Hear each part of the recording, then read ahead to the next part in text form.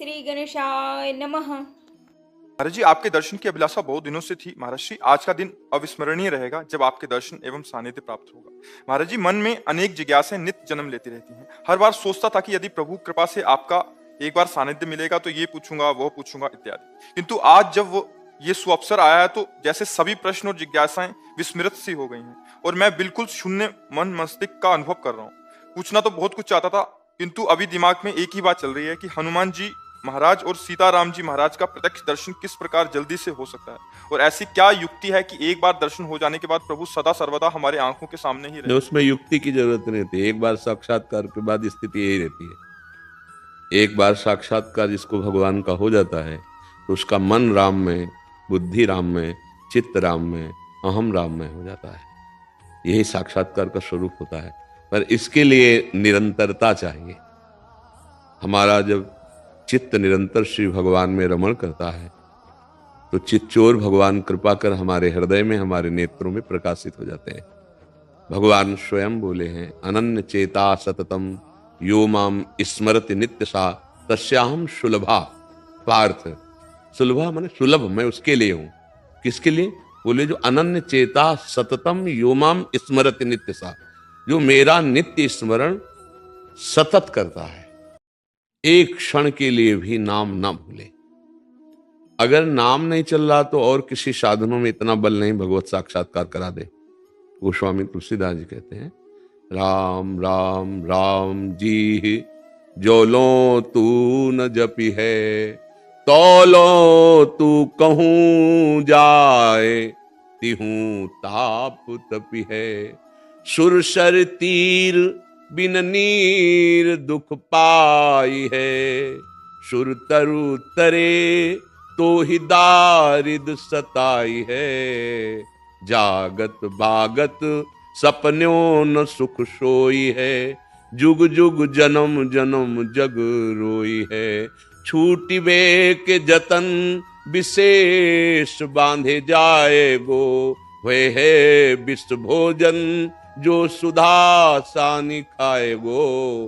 राम राम राम जी जो लो तू न जपी है, तौलो तू कहूं जाए, तिहूं ताप तपी है।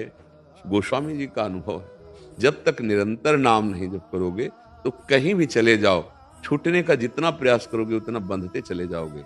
भगवान नाम जप भगवान का साक्षात्कार कराने वाला है। जैसे भगवान को मानो पतंग और नाम को मानो डोरी। और नाम रूपी डोरी खींचते जाओ तो जितना खींचोगे उतना ही पतंग नजदीक आती जाएगी। और एकादशी स्कंद भागवत में नवयोगेश्वरों ने वर्णन किया कि जैसे एक एक कवल खाने से क्षुधा निवृत्ति, तुष्टि पुष्टि होती जाती है, ऐसे ही एक एक नाम जप से संसार से वैराग्य, स्वरूप का बोध और भगवत चरणारविंदों की प्रेम वृत्ति बढ़ती जाती है। पर जैसे बहुत दिनों का भूखा हो, दो चार कवल में आग ही लगेगी, समझ में नहीं आएगा। पर वो अपना काम कर रहा है, भूख मिटा रहा है, पर जब वो आधा पेट होगा तब उसे समझ में आएगा। ऐसे ही हम जैसे थोड़ा नाम जप कर लें तो और आग बढ़ती है। यद्यपि वो काम कर रहा है पर समझ में तब आएगा जब 24 घंटे में कम से कम 12 घंटे भजन होने लगे, तब आपको स्वाद समझ में आएगा। और कहीं निरंतर भजन होने लगा तो भगवत साक्षात्कार हो जाएगा।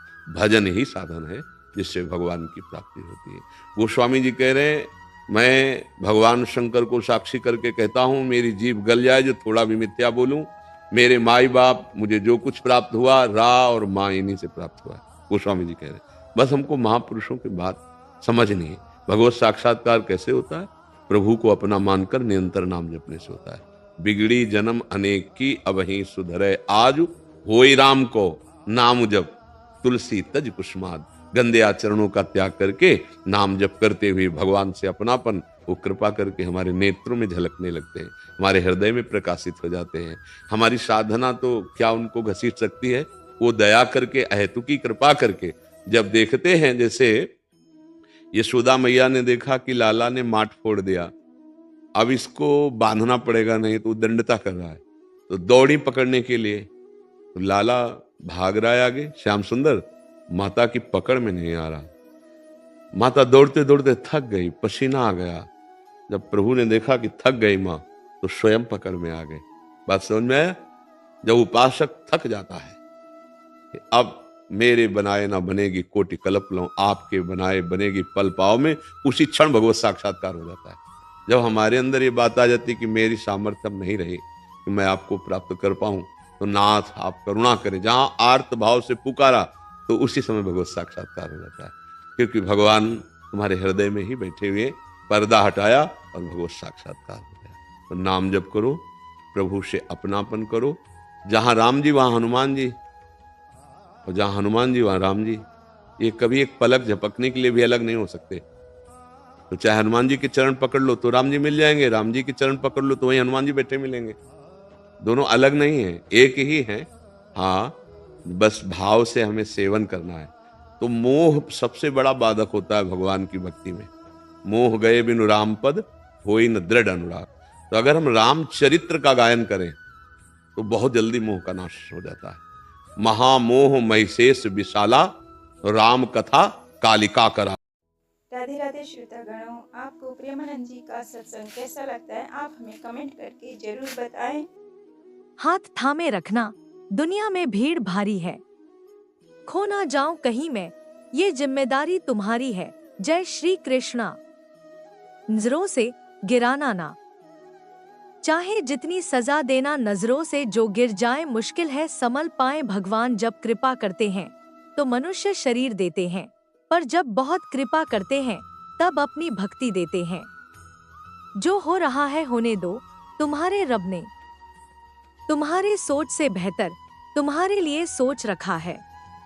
जब मैं था तब हरि नहीं, अब हरि है मैं नौही। प्रेम गली अति सौकरी, या मैं दो न समोही। दुआ कभी साथ नहीं छोड़ती और बदुआ कभी पीछा नहीं छोड़ती। जो दोगे वही लौट कर आएगा, चाहे वो इज्जत हो या अगर धोखा। आपको भी है ईश्वर के अस्तित्व पर आस्था तो कृपया लाइक और सब्सक्राइब करें। कमेंट में लिखें जय श्री राधे राधे।